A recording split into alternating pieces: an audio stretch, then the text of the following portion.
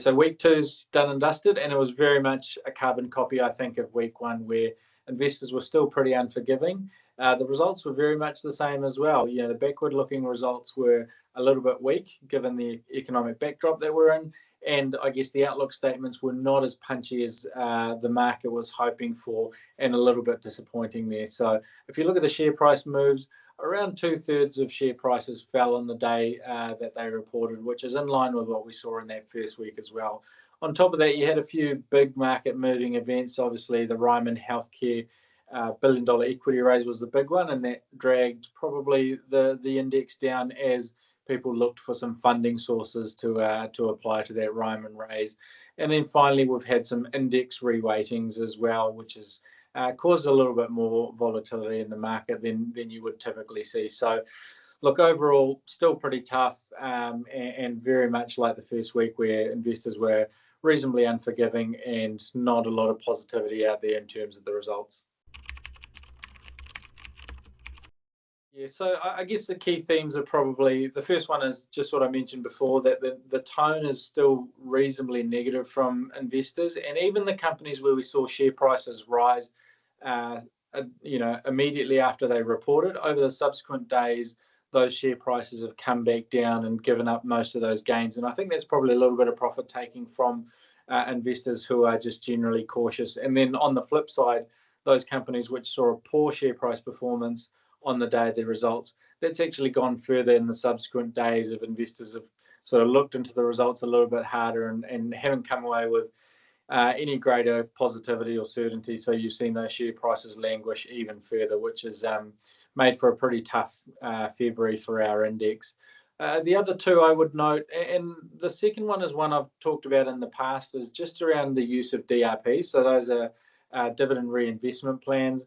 And basically what they are is the opportunity for investors to not take their dividends in cash and reinvest that into shares of a company. And we're seeing lots of companies offer that now, and at reasonable discounts. We're talking sort of 2% or 2.5% discounts. And it just shows that companies are keen to conserve some cash. So they're giving investors the opportunity and saying, hey, instead of taking this cash dividend from us, why don't you reinvest that back into our business, and we'll give you some shares for that. And it's just a cash conservation tool that lots of companies can use, and we're seeing that come to the fore more recently. And it just shows that balance sheets are front of mind for lots of our corporates. And then finally, no surprise to anyone, the third theme would just be that the economy is really tough at the moment. Almost every company is reporting around economic weakness, reduced consumer demand. Whether it's restaurant brands saying that their fast food is not selling as much as they expected, whether it's Vector saying there are less electricity connections happening from new house builds, or whether it's Tourism Holdings talking about them selling less camper vans.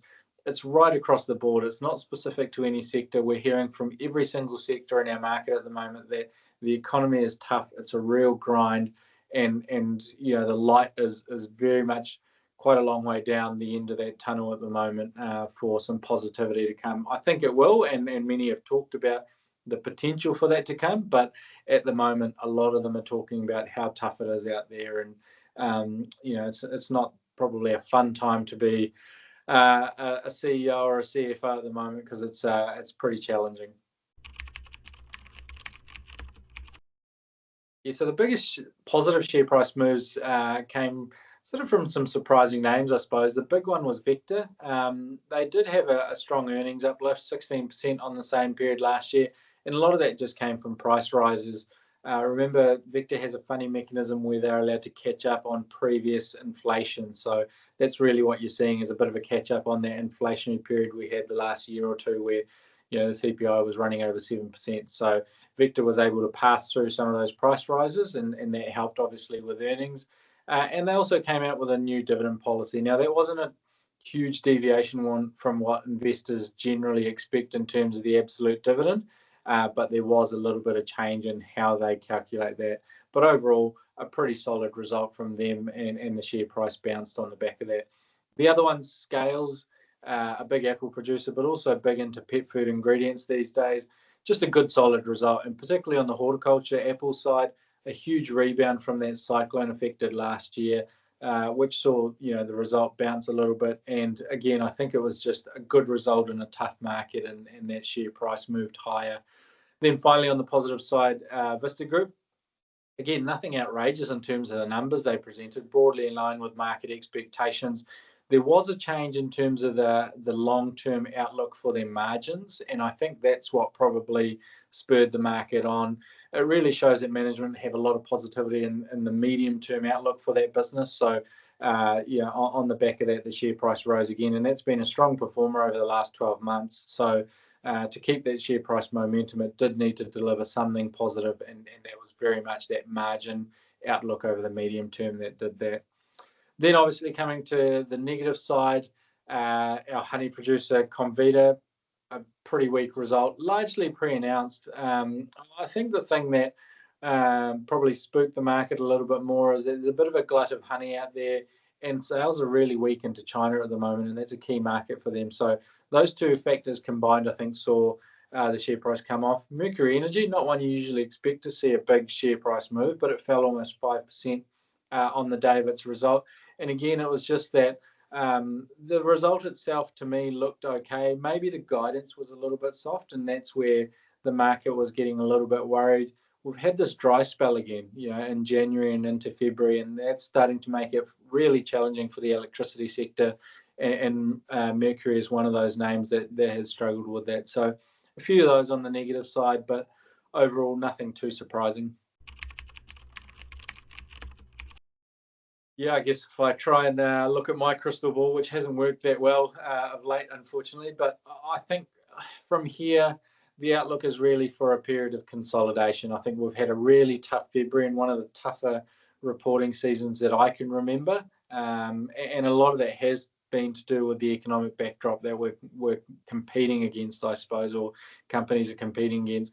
That isn't turning as fast as many had expected. So I think you should see a lot of consolidation, and just sort of standing still for a lot of share prices would be a good outcome over the next little while. The focus for investors, I think, will now turn back to the macro picture. It'll be the Reserve Bank decisions that come in the next few months.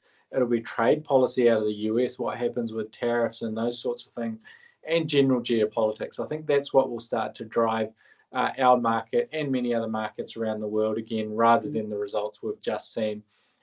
We have seen some recent business surveys, some of the high frequency data start to show glimpses of hope for our economy, and I think that's what the market will latch onto in time, and hope that is cemented with some hard data as well as the year progresses.